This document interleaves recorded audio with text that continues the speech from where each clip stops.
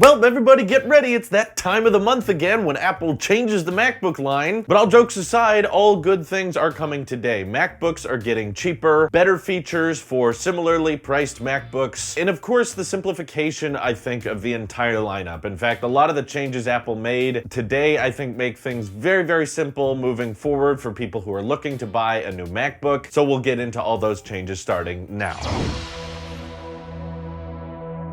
So first great piece of news is the MacBook Air is now officially cheaper. They're lowering the price from its original $1,200 now to $1,100. And also, if you're a student, you'll actually be able to get the new MacBook Air for $999. So just $1 under $1,000. With tax, I guess it doesn't matter at the end of the day. But they're still doing college deals, which means that if you buy a MacBook Pro for college, you'll get a pair of Beats Solo 3 headphones with it, or another pair of headphones that qualify. And from my understanding, what I've seen Reggie put on Twitter, they've updated the butterfly keyboard to be the latest generation that we saw with the MacBook Pros earlier this year that used the different material for the butterfly keys. So if you were hoping for the scissor key mechanism to come out today, sadly, it looks like that's not going to happen. Where does that put the scissor key leak that Quo gave us earlier? I really have no idea. Does that mean that that has been delayed indefinitely, or is Apple refreshing the MacBook Air again in just a couple months? I'm not sure. Definitely puts it in a confusing part, but the good news is that the MacBook Air just universally has a cheaper starting price now, especially for college students. $200 cheaper than it was before, which is great. And now with the updated keyboard that, as of right now, hasn't had any failure reports. Anybody using the 4th generation butterfly keyboard that we saw on the 2019 MacBook Pros hasn't reported any key malfunctions. So that small design change alongside the True Tone display is what you need to know about the new MacBook Airs. And also that they have finally discontinued that old traditional aluminum bezeled MacBook Air. Yeah, some of you may not have known this. They were still selling that. It was still available on the Apple Store until today. They have finally taken that off. And speaking of things that they have taken off the Apple Store, they've also finally discontinued the 12-inch MacBook, which was like a design achievement. It was amazing how thin and light it was, but most people were annoyed by it with the performance and the price Apple was charging for it. I even made a video a while back on why I thought the 12-inch MacBook needed to die. Ever since they announced the redesigned MacBook Air, I didn't see a purpose for the 12-inch MacBook in the lineup anymore, so I'm glad Apple's skimming things down and making things a lot more simple for people to understand. There is no more 12-inch MacBook, so if you loved that design, I'm sorry they're not selling it anymore. And of course, there are some people theorizing that maybe the 12-inch MacBook will come back with an ARM-based chip, an Apple custom-made chip in the future someday, but for now, there's no more 12-inch MacBook. The other thing they got rid of is the MacBook Pro with function keys, and that brings me to the next update Apple made today. There's a new 13-inch MacBook Pro at the same price as that function key version we had before, except now it has the 8th generation Intel i5 CPU equipped with it. Before, for whatever reason, they didn't update the function keys MacBook Pro with the rest of the lineup when it got its new CPUs, so now that's finally caught up. And also, while it's still the same price as that old function key MacBook Pro, it now has a touch bar and Touch ID sensors. So this, I think, is a great addition because it means that the entire MacBook Pro lineup is so much more simple than it was before. Now, if you buy a MacBook Pro of any configuration, of any price, of any size, you're getting the touch bar and you're getting the Touch ID biometric. An also easy metric to understand is that if you're looking for a MacBook and you don't care too much about the CPU performance, the MacBook Air is the dual core option. In fact, you cannot even configure a quad core in a MacBook Air. No matter which configuration of the MacBook Air you get, it will have the same CPU and you just configure whether or not you want more RAM or storage. But if you are looking for a MacBook with a quad-core CPU or better, every single MacBook Pro now ships with a quad-core CPU. So now that they've gotten rid of that function key version, they've updated it to a quad-core CPU, even at list price, the very cheapest MacBook Pro you can buy from Apple today has the touch bar, has Touch ID, has a quad-core, and all the specs on up from that model are just going to be better and better. Either it's a quad-core, or it's going to be a hexa-core or an octa-core, depending on which MacBook Pro you end up buying. And of course, that function key model also received the True Tone display. The one compromise, though, for those of you who are thinking, oh, well, they just got rid of the function key version and lowered the price of the old Touch Bar MacBook Pro. This new, more affordable MacBook Pro that Apple did launch today still only has 2 Thunderbolt 3 ports, similar to that of the MacBook Air, which means that, yes, you're sadly going to have to pay a little bit extra if you were hoping to have a MacBook Pro with 2 Thunderbolt 3 ports on either side, 4 in total. This one, to save on parts and to make it more affordable, still only has 2 too, but still, I think it's great that they're updating the stability of the keyboard, giving the True Tone displays to both these new MacBooks, and without raising any prices. MacBook Air got $100 to $200 cheaper, and also this new MacBook Pro that Apple launched today, students will be able to get it for $1,200 instead of $1,300, and of course include a pair of Beats Solo 3 headphones, or whatever headphones you want to go with it. So these Macs I think are going to be great for students, people going into college and are looking for a new notebook. They're going to last them a long time, and now that Apple is updating the insides and lowering those prices, they're much more obtainable than they were before. And I'm also just grateful that the lineup is so much more simple now. Like, if you want a MacBook and you are okay with a dual core, the MacBook Air is probably good for you. If you want something with a little bit more performance, get the MacBook Pro. All of them have quad cores, all of them have touch bars. There's no more function key MacBook Pro. There's no more 12-inch MacBook that would always confuse people. There's no more old-fashioned MacBook Air that Apple's still selling for $1,000 and has aluminum bezels. They finally got rid of that. Overall, the lineup is just far more simple now than it was before. Let me know what you guys think of the MacBook updates today by hitting me up over on Twitter or joining our Discord. This is your Apple Sheep here. I will see you guys in the next one.